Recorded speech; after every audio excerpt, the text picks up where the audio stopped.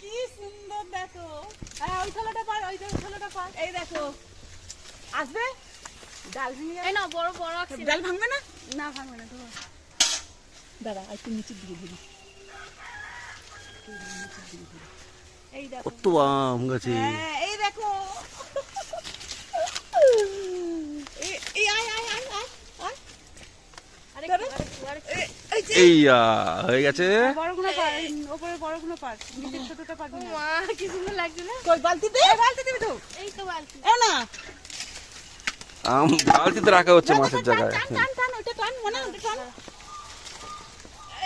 এইয়া ইস গোপাল যদি আসতে। হ্যাঁ লাফাতো দেখ ইসকে এলো বলতে। ঠিক করে ঠিক।